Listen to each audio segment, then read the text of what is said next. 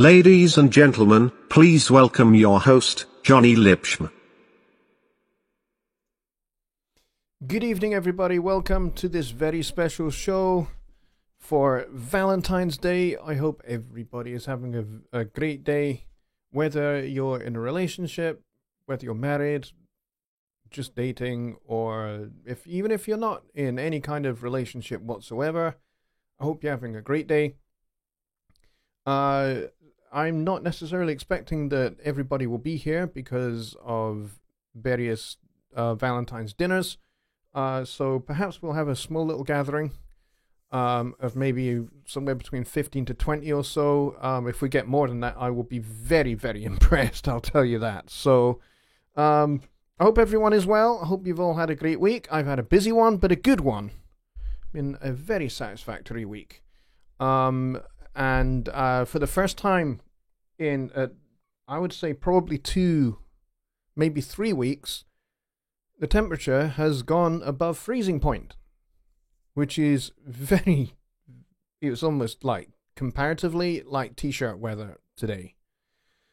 So all of that deep snow that we have had on the ground for the last 14 days or so is finally beginning to melt, and will probably be all gone probably by this time tomorrow. So, it looks like spring has arrived, possibly.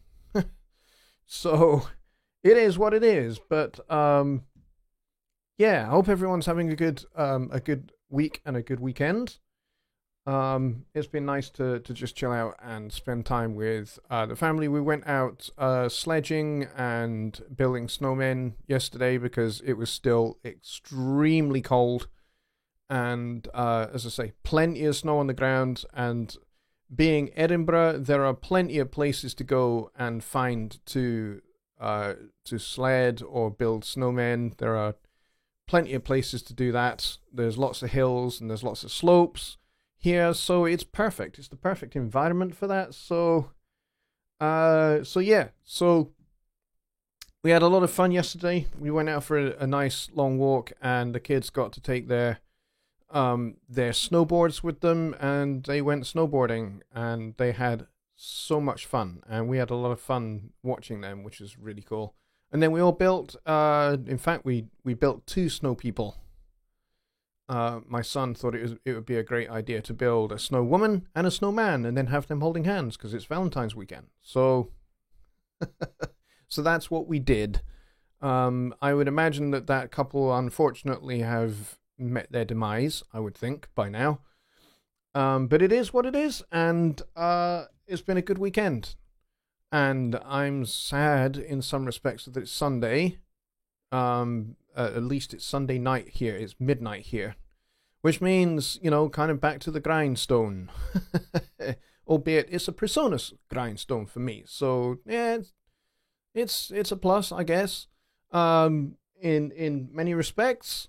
But yeah, everyone's back to work.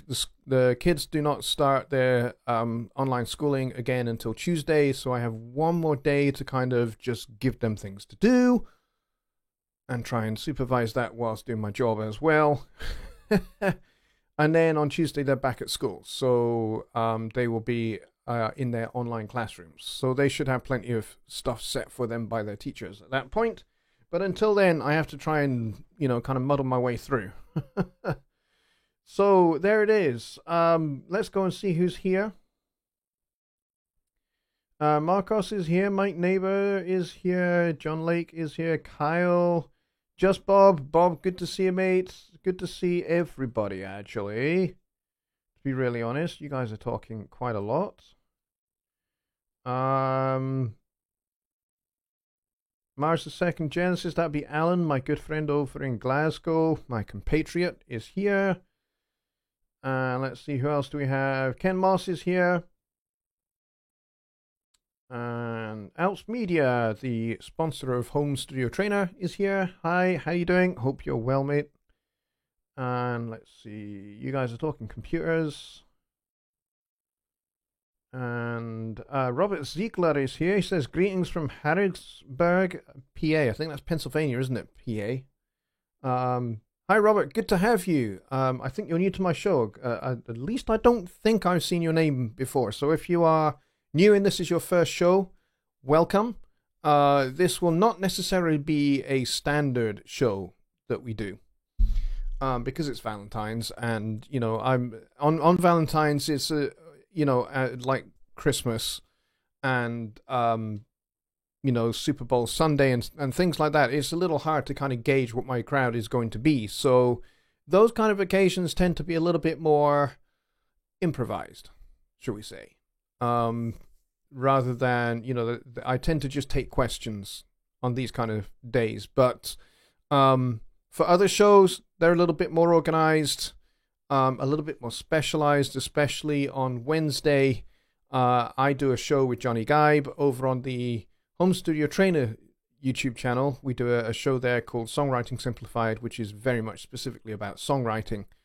And we talk. We have a topic or a subject that we discuss, and then we have it open for questions as well.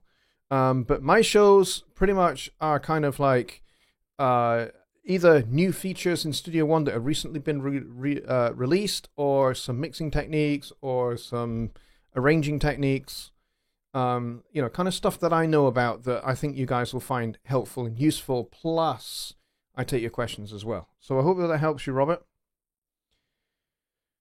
Gerard is here as well, which is cool. And Martin is saying, time to put this bathing suit on. Yeah, not quite yet. Let's see who else is here.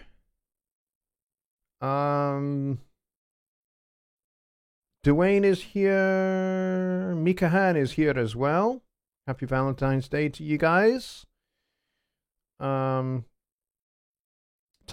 over in the Philippines is here. He says, I'm here also since about an hour ago. Cool. Wow. You're an early doors kind of guy most oftentimes.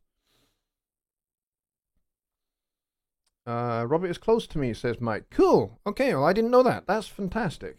Awesome.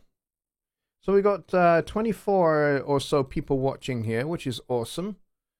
I appreciate you guys coming for what could end up being a slightly truncated show. It kind of depends upon you guys, because I'm basically just here for you guys and for your questions about music production, about Studio One, about mixing, mastering, arranging, composing.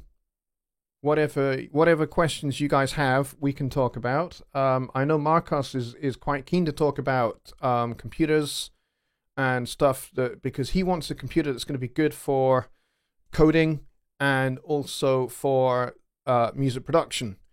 And one of the things I think you mentioned, Marcos, was you mentioned a Celeron processor. And I'll tell you straight up, Celeron processors are not supported for Studio One. So if you're wanting to migrate over to Studio One from your current DAW, you would want to be looking for at least an i5. And to be honest, here's what I personally think about buying a PC. I mean, I do have a Mac, but I'm not really a Mac guy. I do use one. I have one for testing, which is just sat over here on this desk over here. But I don't use it for music production. That is purely a testing machine. I'm mostly a PC guy, have been since about 1919, sometime last century. Let's just put it like that. And my personal opinion about purchasing a PC for anything high-end audio, which is what you're talking about when you're talking about music production, you're talking about audio processing in real time, is you want to not just scrape the edges of the minimum specifications for any DAW. You want to think bigger than that. Try and get as fast a processor as you can afford. Try and get as much RAM as you can afford and as much as the CPU will support. And, those are the kind of things that you need to be looking to just future-proof yourself. It will save you money in the long term. To have a machine that is way more capable than what you need it for right now. Because as software develops, as more features are added to software, and as things become more complex, you're gonna need probably more processing power. And if you've already got that built into your machine already, when that time comes for you needing more processing power, you have it there already, and you're not having to think about, oh, I now need to go and purchase a new computer, which could be another $2,000, having spent, a good $800, $900 already. So yeah, I mean, I spent the best part of nearly $3,000 on my current computer. The one before that was an i5 with 8 gigs of RAM. It kind of was just like the next step up from the minimum specifications for Studio One. And it was fine for as long as I was just doing Studio One and kind of limiting myself to, 30 or 40 tracks of audio. It was great. 8 gigs of RAM, an i5 processor that ran about, 3.5 gigahertz. And it was a quad-core processor. It worked fine. It was exactly what I needed. But as soon as I started adding video editing, video production into the mix for what I do, it became a little less than sufficient. I needed something faster and more reliable. So I needed more RAM, and I needed a faster CPU that is going to be able to do a live stream and run a DAW at the same time, and process all of that audio in real time with next to no latency. So that's why I got the machine I have now, which is an i7 8 cores, 4.2 I think gigahertz processor, and I have 16 gigs of RAM. There is room for another load of RAM. I could add another 64 if I wanted to. So yeah, that's kind of what I would say is just max out your computer as much as you can, as much as your budget will allow, and you will future-proof yourself to a degree. I'm not saying you'll completely future-proof yourself, but you will certainly save yourself a lot of money in the long term, because, I mean, this computer is hopefully, providing I maintain it well and providing it is, not overworked, is going to last, 5-6 years from now. And, I should be able to go up to whatever the new version of Windows is going to be by that point without too much trouble. And so those are the things that you kind of need to think about. And it needs to be a 64-bit computer as well. Nobody uses 32-bit operating systems anymore. Everybody is moving over to 64-bit. Studio One 5 is 64-bit, so it will only work on a 64-bit operating system. So you're going to need to be Windows 10 64-bit if you're going to be on PC. So there you go. The other thing to say about computers, since we're kind of starting off in this vein, is for you Mac folk who have probably switched off because I'm talking about PCs, you Mac folk, I'm pretty sure you're pretty eager and thinking about pulling the trigger on one of the new M1 processors, the new machines with the M1 processors.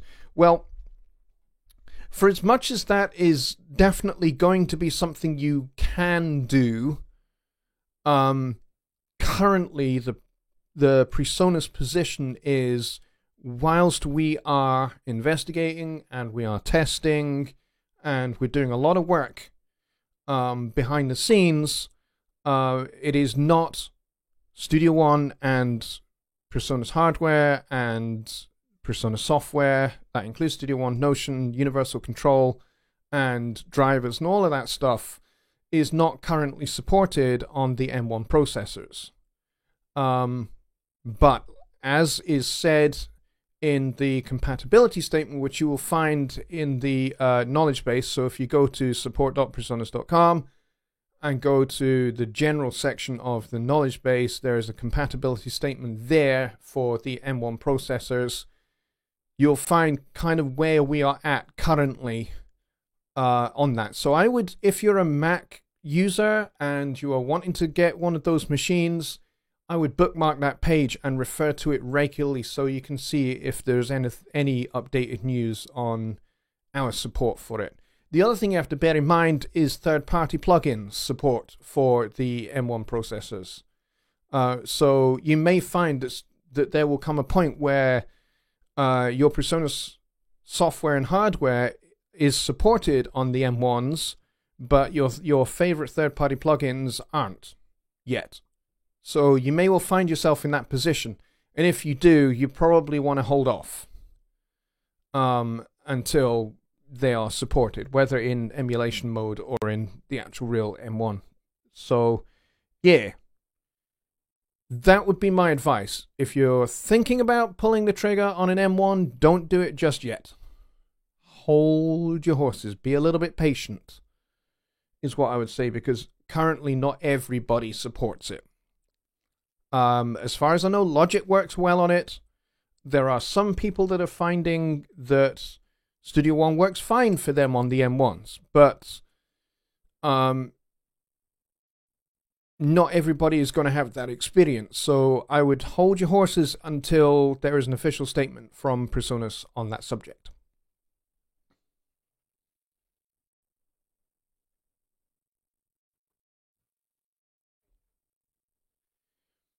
Alrighty, so there you go. That would be my thinking on the subject.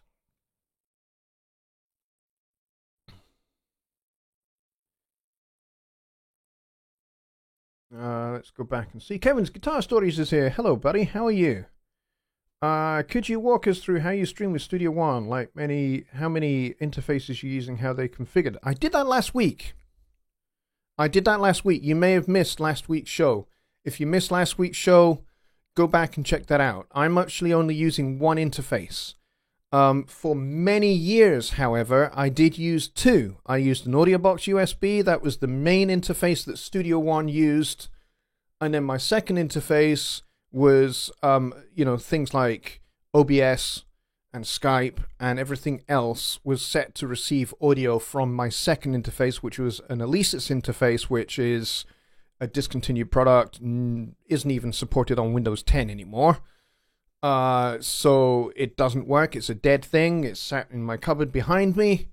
But that was my second interface. And basically what I did was, certainly initially, I had the outputs of my audio box going into the inputs of my second interface. Just a pair of cables, outputs to inputs. So when I wanted to make a video, that's how I did it. And it did mean that when I wanted to switch back to just, monitoring off my normal speakers, I had to unplug and replug and that kind of thing. It got a little bit tired doing that.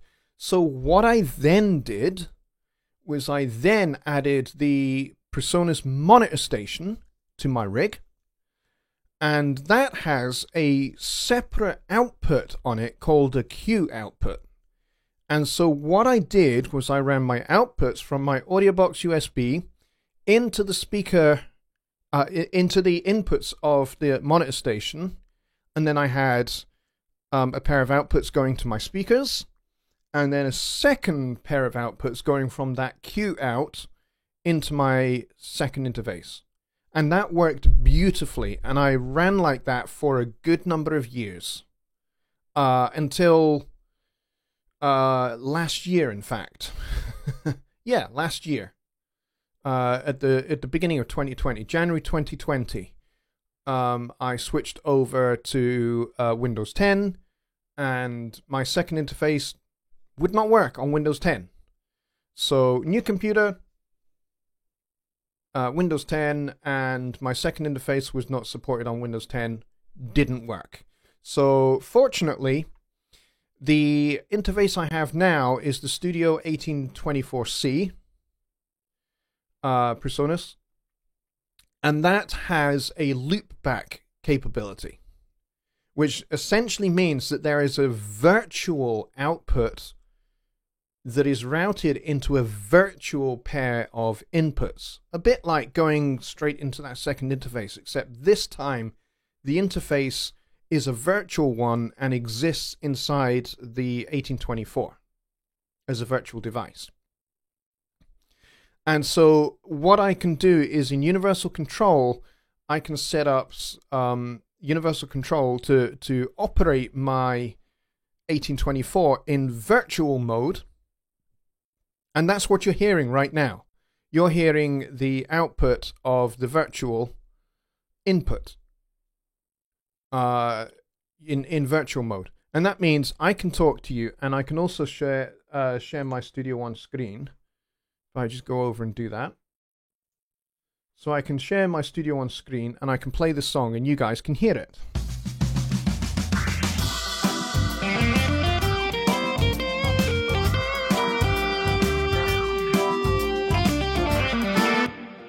And that's essentially how it works. So I only need one interface nowadays. The problem that I have run into is that if I want to do a session on Zoom or on Skype with one of my clients, it's a little bit trickier. I still use the virtual mode, and I still use the virtual input going into Zoom or Skype, but here's the thing I have to do. I have to create an audio track in Studio One for my mic. In OBS, I don't have to do that. The reason why is because OBS has a mixer built into it, which means I can separate the two audio signals. With Skype, you cannot do that. Skype will only take audio from inputs 1 and 2. It is just what it is. That's just the way Skype was designed. It's the way Zoom was designed. I hope maybe that they, with all that's happened with pandemics and things, I'm hoping that might change.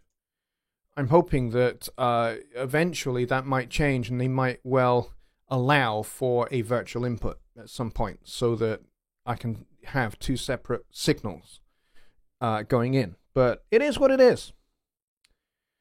But that is a great question, and there is definitely a lot more detail on that in last Sunday's show, because I had been explicitly asked for it in much the same way you have, and I thought, yeah, it needs covered again because people don't quite understand how to do it.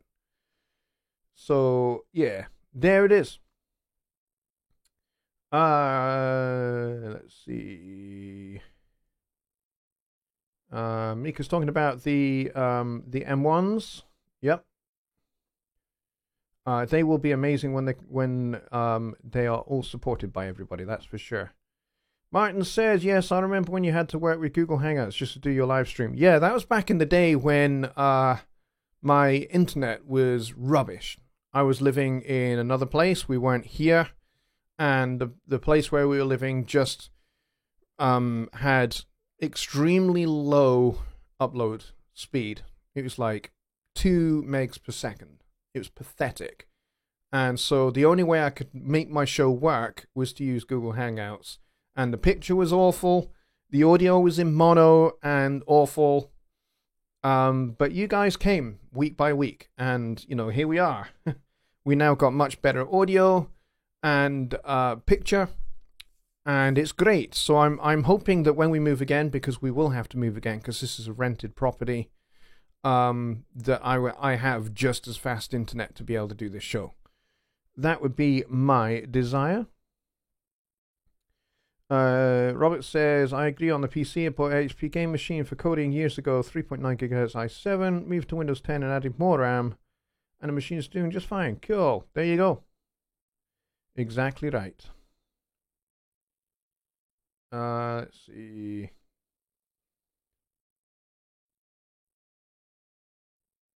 Thank you guys for posting last week's show. My moderating team are awesome, by the way, so please do give them a round of applause in the chat. I'm sure they would appreciate that. In fact, I think you posted it 3 times, but that's cool. Take your pick. Whose link you want to click on, guys, for last week's show. Alan says, I've been editing audio in Studio One and have been getting some sluggish behavior with the Smart Tool while cutting the audio. It's freezing for about 5 to 10 seconds. That's going to be a tricky one for me to kind of work with here in the show, Alan. But certainly I would suggest a couple of things off the bat, and these are simple. And they are what we would call broad scope troubleshooting. First thing I would suggest is to try uninstalling and reinstalling Studio One, or go and look in Task Manager and see if you've got some background processes that are just taking up your CPU power. How much CPU power or RAM does your video take up? Things like that. Things like that I would think about investigating and see where the trouble spots are. And also, if you're using particularly CPU intensive plugins, things like system wide, if you're using that, or SonarWorks system wide, or if you're using Ozone, that's another one that can be pretty or RX. Those are very CPU intensive. So if you're using those to help you with your editing, with your mixing for the audio, for the video, then that's probably where your trouble spots lie. But again, you can open the performance monitor to see what's what. I can just quickly show you that. If you don't know how to do that, you just click on the performance monitor here, and then you check this box here that says show devices, and then you just open it out, and you can expand the image to see, kind of what's there, what's switched on, what's not. And they are generally arranged. I mean, at the moment, these are arranged in alphabetical order, but you can arrange them in processing power audio and processing power order, so that you can see kind of what is requiring the most power. As we can see at the moment, this Ampere insert is taking a little bit of processing power, but there's pretty much nothing else going on in this song. And you can see it's just kind of hovering around about 15 or 16%, which I'm not worried about. Now, if this was like up at about 60% and occasionally pushing red, I would be a little bit concerned, and I'd be opening this to see where is drawing all the power. You can also try clearing your cache here. And that might help. Another thing you can do is you can go into the pool over here, and you can clear any unused files. You just right click and where is it? Oh, that's because I clicked on a specific thing. But yeah, you can go in here and you can clear out any unused files that are in the pool. You can clear that all out, and then you can save the song, and that should help a little bit as well. Another thing you can do is you can try deleting your settings files and then restart Studio One and allow it to rebuild your settings files, because it will do that once you've deleted those. But what you best to do is, if you know that you've got very specific settings files, like you've done some customizing of Studio One, you've got some custom settings that you want to not lose, then what I suggest you do is you open your settings file, and you can do that by going up here to help. Is it Studio One or is it help? I can never remember this. And go open settings folder. And then you see all of this stuff here. If you've got some custom settings files in here, see all these settings files here. If you've got some custom ones, what I would do with this folder is I would go ahead and copy this folder, this entire folder, to your desktop, and then I would delete everything apart from your user.license file. If it's in here, if you're a Studio One, if you're using Studio One activated with Presonus Sphere, you'll not see a license file. You will have a particular file called a subscription file, and you'll have a separate folder for that in a different location. But this is for your settings. So if you don't have your license file in here, you can just delete the whole lot from here, get everything out of here, after you've copied the folder. Copy the folder first to your desktop or something like that, then delete everything from here, and then restart Studio One, and then Studio One will rebuild your settings files correctly, because it might be that some of your settings files have got corrupted. So that can happen from time to time. So I hope that that helps with that little question there. You're welcome, Kevin. Glad I could help. Martin asked who's playing the guitar on that track. Me. I'm playing the guitar on this.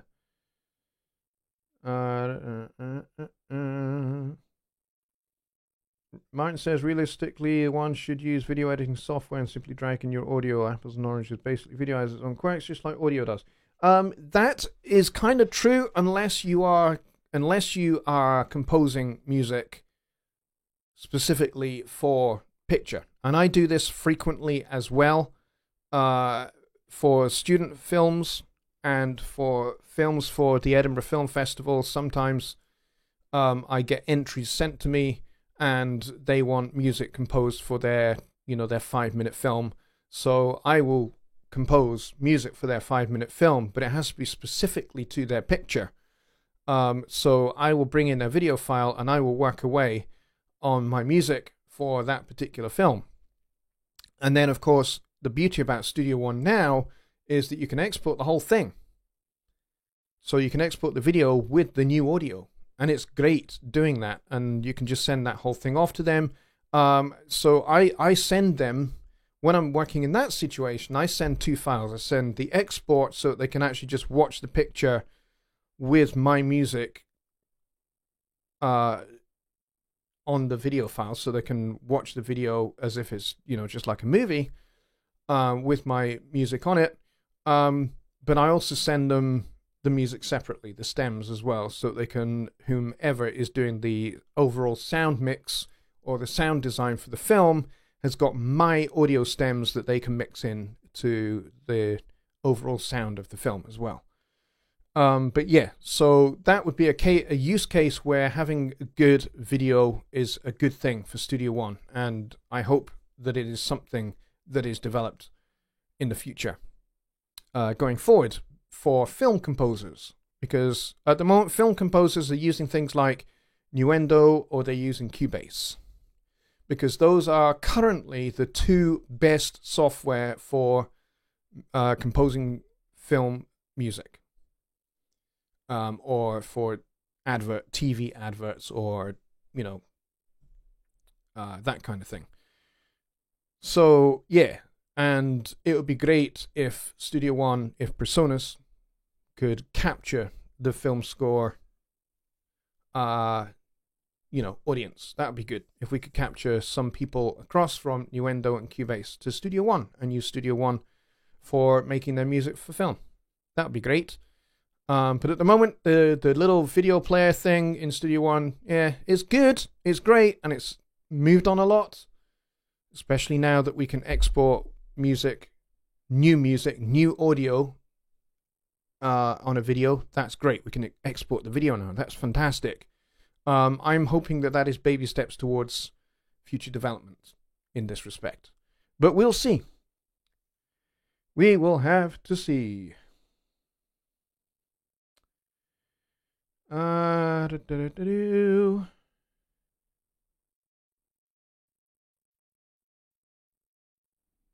Yeah, exactly right, Martin. Exactly right. You will need, if you are wanting to compose music for film seriously, you're going to need a computer with a lot of RAM and a lot of power. You just are. It's just that simple. You can't compose for film, even a short film, like a 10-minute film. You cannot compose music for film on a low-spec computer. You just can't do it. It will make your computer sweat and work too hard, and then it will crash frequently. And who wants that? That's going to stop you from working. So, yeah. That's going to be a problem. Gerard says, my rack mount computer is 8-core. 16 gigs works great. My computer case is big and computers you use 3 times what computer needs. Yep, that's cool.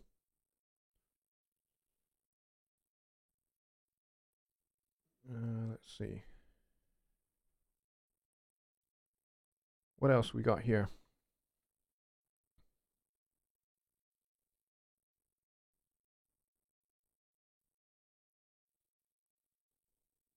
Marcos, go to personas.com and go to the products tab, the top of the page there. Go to software, go to Studio One, and look at the tech specs, and you'll see what Studio One is supported on. But yes, Celeron processors not supported.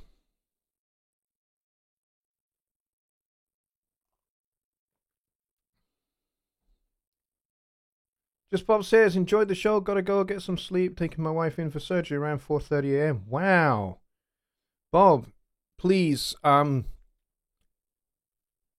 do pass on our love and our best wishes to your wife for her surgery. Please let me know how things go. I hope things go well. Yeah, let me know. And standing with you, my friend. Thanks for letting us know about that.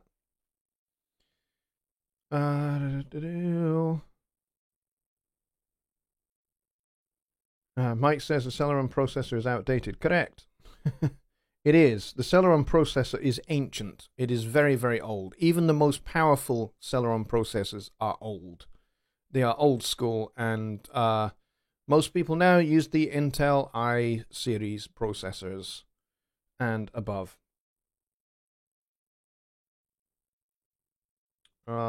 And you're going to need more than 2 cores, that's for sure. Especially for doing audio, you need more than 2 cores, because you will bog one of those down with, when you start putting, heavy-duty plugins on, let's say, one particular channel, you will bog down that one of those cores quickly. So that's why we say quad core at least, i5 at least, and a 3.0 gigahertz processor at least, 8 gigs of RAM at least. That's my personal opinion. That's the advice I give out every week. That's the advice I give out to everybody that asks about computers and kind of what should I get? What should I get to run Studio One? Now, we do have minimum specs on the Presonus website. That's true. But you want to exceed the minimum specifications for running Studio One, rather than just barely meeting it. Barely meeting it will allow Studio One to work. That is the baseline for Studio One to work. But you will run into limitations left, right, and center.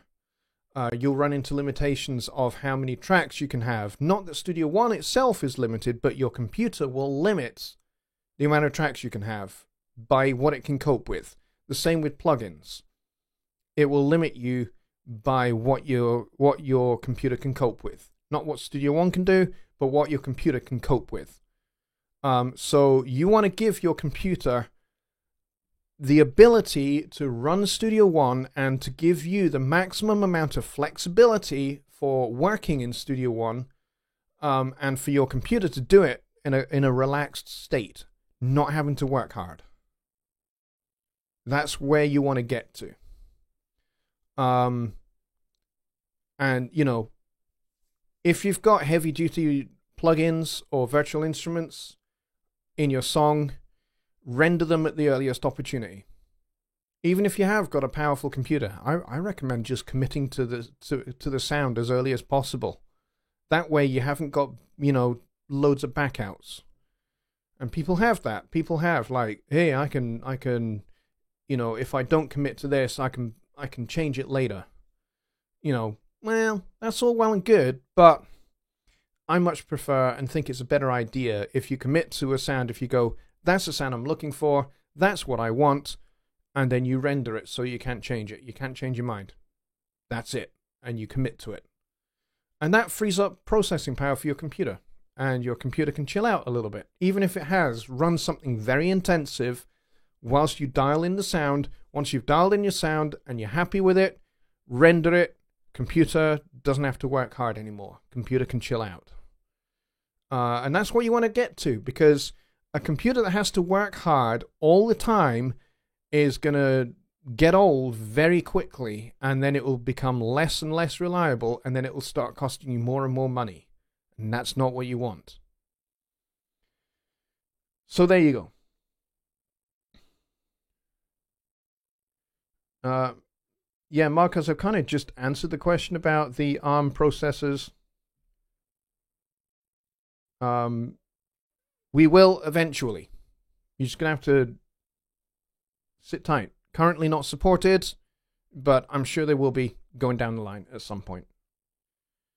Dwayne asks, have you received trouble calls on issues with trying to have Series 3 rack mixes converting scene files from earlier 32R AI mixers? I don't know. I don't work in the hardware department, unfortunately. I work in software support, so I work with Studio One and Notion specifically. But my colleague Johnny Doyle is the guy to ask about those kind of things. If you are having those kind of troubles, I definitely recommend make a support ticket. When you're filling out that support ticket, don't label the product as Studio One. Label it as the mixer. Okay? So if it's the 32 rack, if it's the 32R, the 32 rack mount mixer, make sure you, when you're creating your ticket, you select that as the product. That way you will be sure that it will get put in the right queue. It will go to the hardware guys and not the software guys. And it also saved me having to scrub through the queue and correctly label tickets, which I have to do sometimes. Tim Talks Audio is here. He gets a little fanfare because he is awesome.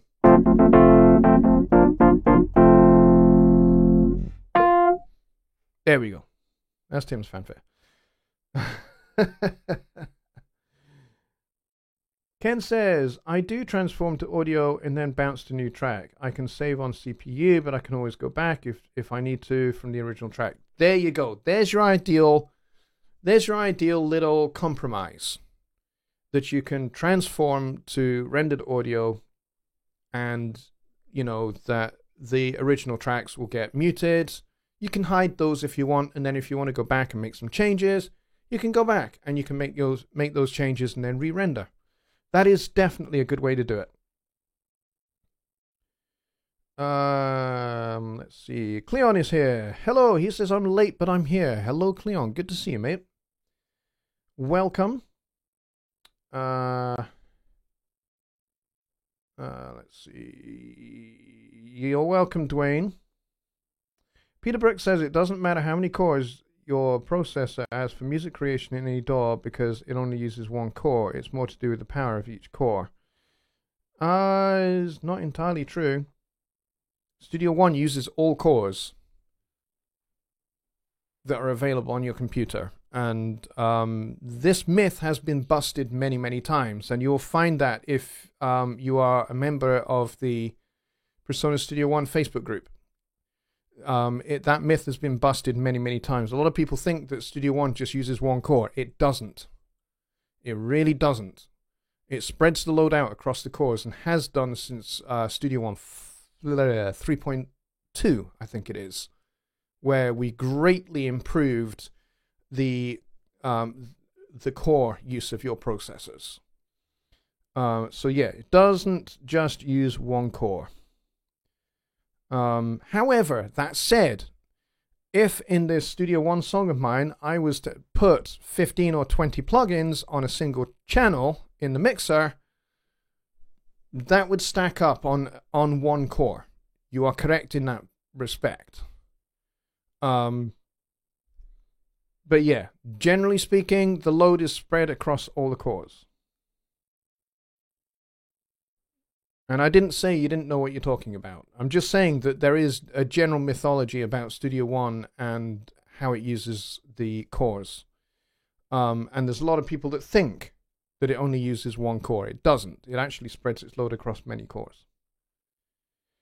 Tim says, can't stay, it's my daughter's birthday. Big 7. Happy birthday. Hey, hang on.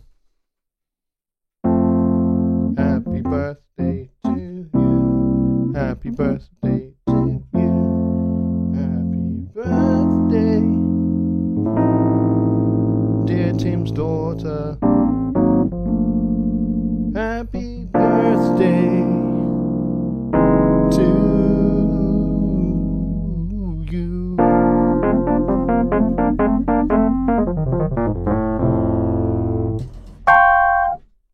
There you go. You can show her that on the replay if you like, Tim. Hope she has a lot of fun.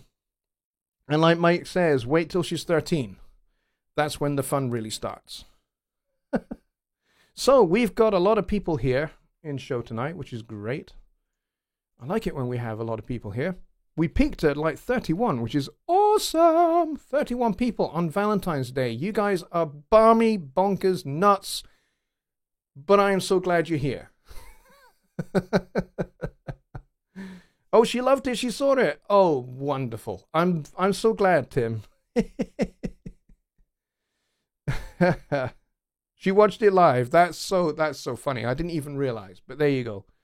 And I sang it in the key of F, which is what it was originally written in. So there you go. There was this classical composer a wee while ago who decided that the melody for Happy Birthday was weak, so he decided to kind of correct it. And he ended up making it unsingable. It's so funny. There's a video on it on YouTube. So you can go watch that. That was awesome. Completely unplanned, unrehearsed. But, Tim, just for you, just because it's your daughter, and because it's you, I did slip in a little tritonal substitution there. I used G flat 7 instead of C7. So I hope you appreciate that. At no extra cost. Born on Valentine's Day. That is very cool. That is very, very cool. A Valentine's birthday. I like that. All right, we got 8 minutes left to go, and Mike is complaining that he's not having fun. Why not?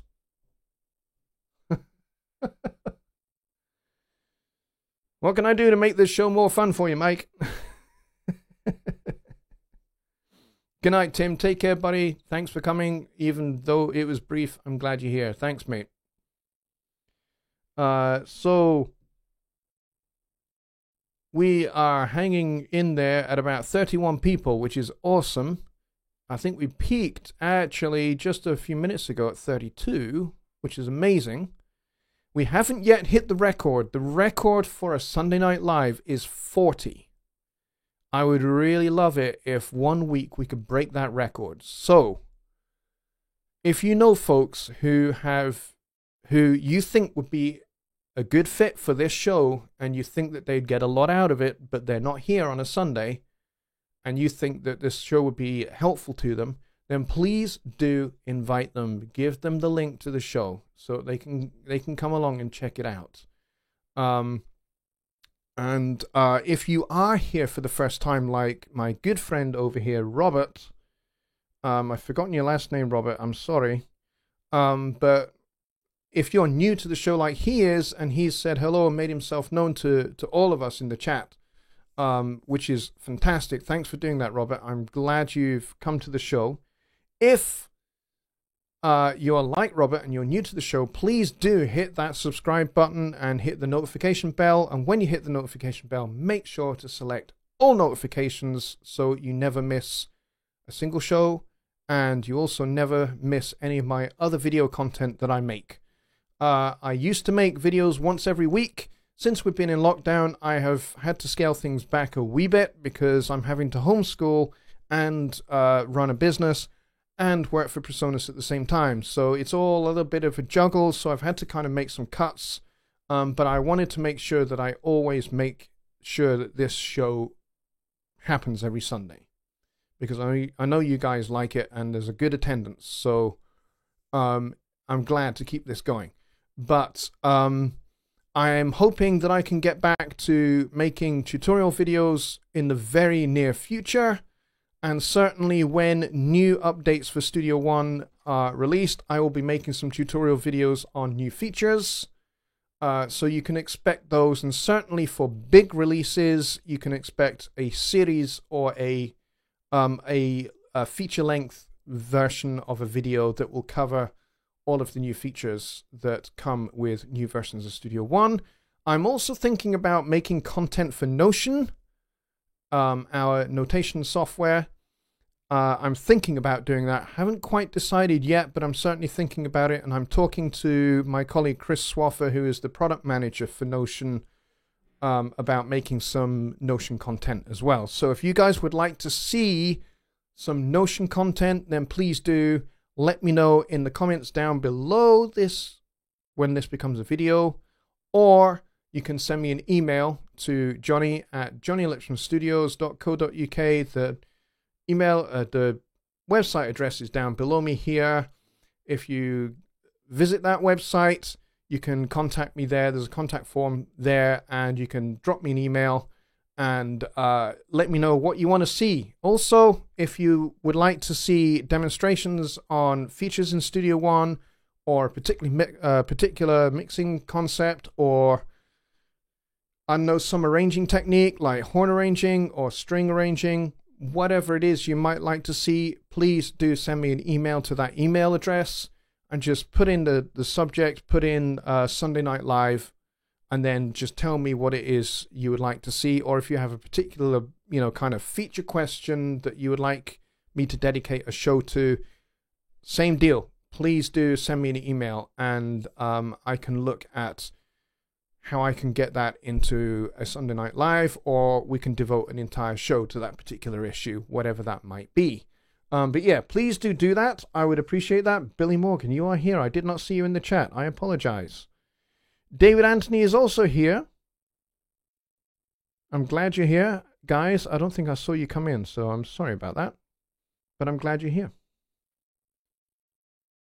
David said it's Monday morning live here. Yeah, you bet it is, buddy. It's nearly 1 o'clock in the morning.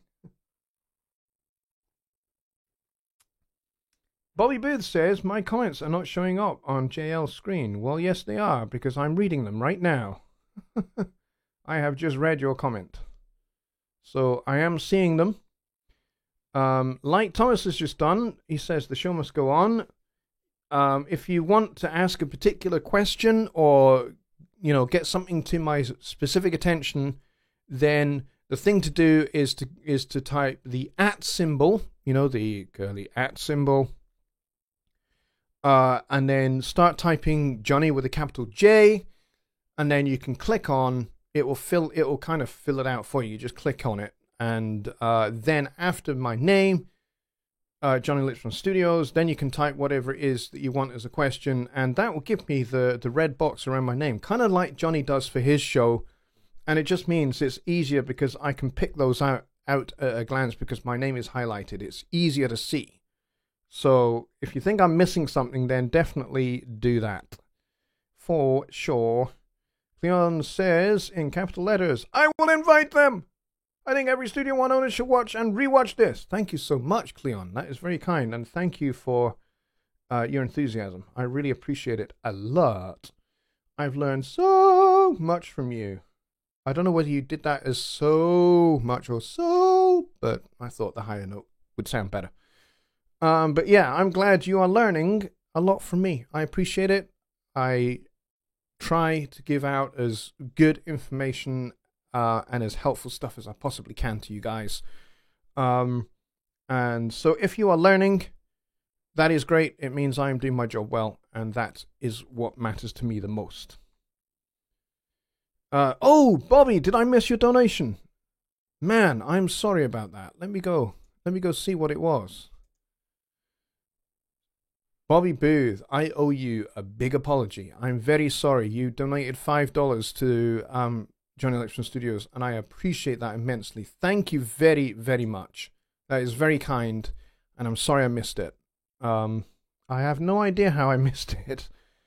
Because you were right, it was definitely there. I've just scrolled up to see it. It was definitely there, and I missed it. Sorry about that. Didn't mean to do that. Not the red box again. Yeah, it helps. It actually helps me not to miss things. Samuel Edwards says, I would be interested in seeing you do a show on notation software. Cool, so that's definitely one person. If there are any more of you who are watching this either live or on the replay, and you would like to see me do some Notion content, I'm not going to be doing Sibelius or MuseScore or anything like that. I'm only going to be doing Notion by Presonus. If you'd like to see some of that, then I will definitely, the more people that are interested in it, the more likely I'm going to start doing some beginner tutorials on it. So, yeah, if you guys are up for that, let me know. Otherwise, we are kind of at the hour mark. It is 1 a.m. here in Edinburgh, Scotland. It is much warmer than it has been on any day of the year so far, in fact. All that lovely snow outside is starting to melt. And I might even just go outside in a t-shirt tomorrow just to make a statement. Because it's like above freezing. And for us here, that's t-shirt weather. So I think I might well do it. Ken says chat was very active tonight, so scrolling pretty quick at some points. Yes, I think you're quite right. It has been very active, and I'll keep an eye on that, and I'm sure you guys in my mod team can help me as well. Keep an eye on that. And it may well be that I need to engage the slow mode so that it scrolls a little more slowly. Bobby says, yes, Notion. Dwayne says, I would also like to see Notion. She Studios says, yep, do it. Okay, well, that's 4 people. That's cool. That's cool. So, yeah, if more people, maybe I should put a poll up, because I know you can do polls in YouTube in the community tab. Maybe I should put a poll up in the community tab, and so that you guys can register your votes on whether I do Notion content, and maybe I'll go yes or no, something like that. I'll give you a binary poll, because binary polls, they can provide some information, but they can also tell how polarized people are. But yeah, maybe I'll do something like that. Getting lots of ice tomorrow. Enjoy your spring. Thanks, Ken.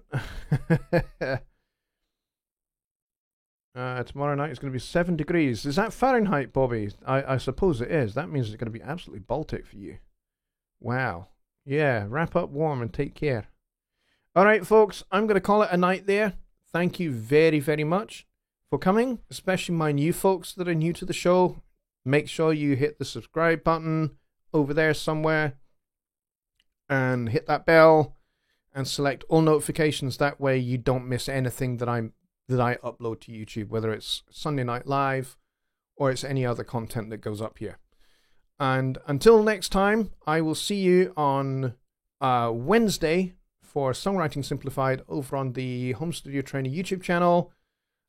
Should be a good show. They are always very, very good fun to be involved with and to make, and I can be quite silly at times. So if you want to see the silly side of me as well as the serious side of me, go check that out. That would be cool. All right, folks. Good night.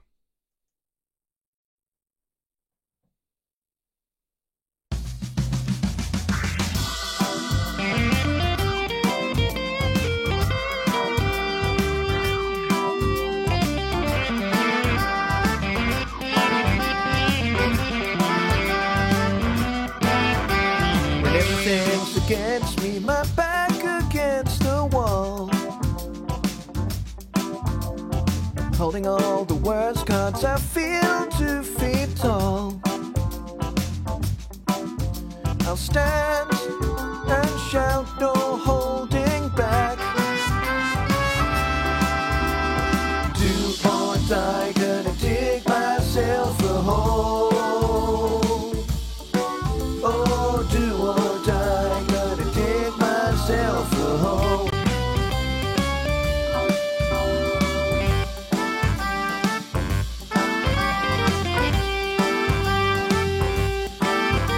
Now I'm hanging tough, and I'm never falling back.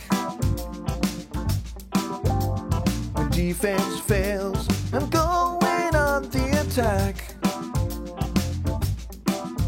I stand and no hope.